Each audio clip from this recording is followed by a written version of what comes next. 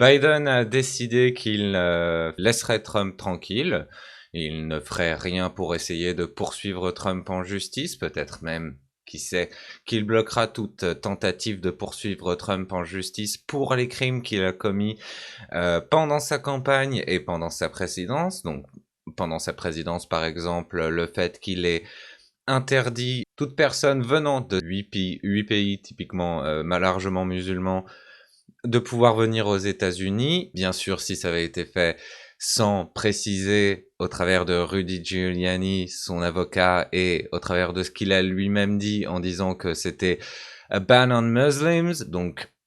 une interdiction sur les musulmans, ça n'aurait pas nécessairement été un crime, mais ça aurait pu passer pour quelque chose de normal. Malheureusement, il l'a précisé et du coup, ça va à l'encontre non seulement des lois internationales, mais aussi des lois américaines, ainsi que de la Constitution américaine, ce qui est assez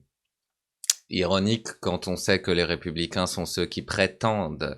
respecter la Constitution américaine plus que quiconque. Ce qu'ils respectent surtout, c'est le second amendement qu'ils ont décidé de détourner et d'interpréter comme étant le droit pour tout Américain de détenir une arme, même si en vérité,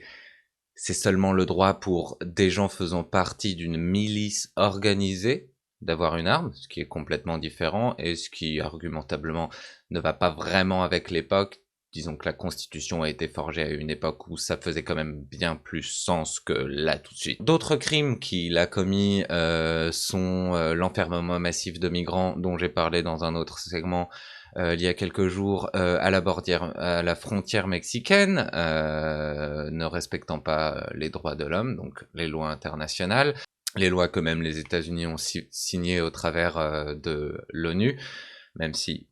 effectivement l'ONU n'a jamais eu beaucoup de force pour faire respecter ces lois-là quand elles étaient mises à bas. Il a aussi, bien sûr, c'est ce qui l'a fait être mis en accusation. C'est une traduction grossière de impeachment, ce qui est censé aux États-Unis mener à la destitution du président. Malheureusement, à cause de la Chambre des représentants des États-Unis, dont le leader était Mitch McConnell, tout cela a été bloqué et n'a pas mené à sa destitution. Il a utilisé comme pot de vin et comme moyen de pression de l'argent public qui était destiné à l'Ukraine pour des fins personnelles, puisqu'il voulait des informations sur le président Joe Biden et son fils afin de pouvoir le battre dans sa campagne. Ce qu'il n'a pas réussi à faire, heureusement, au final. Encore une fois, c'était de l'argent public. Le Congrès lui-même avait décidé que l'argent allait aller à l'Ukraine, c'était de l'argent public, donc l'argent des poches des Américains, et Trump n'avait pas le droit de l'utiliser pour comme un moyen de pression pour son propre intérêt. Bien sûr, tout cela rappelle assez ce qui s'est passé sous Obama, c'est-à-dire que Obama, une fois une fois devenu président, il aurait pu pousser pour que la justice poursuive en justice Bush, qui a commis des crimes de guerre, Bush et Cheney, celui qui contrôlait plus ou moins Bush jusqu'à la fin de son mandat, qui ont commis des crimes de guerre en Irak et en Afghanistan, mais il a décidé de laisser aller et de faire comme si de rien n'était. Il a aussi décidé de ne pas poursuivre en justice et de pardonner les banquiers qui avaient causé la crise de 2008, qui a fait tant de mal au travers de la planète, qui argumentablement continue de faire bien du mal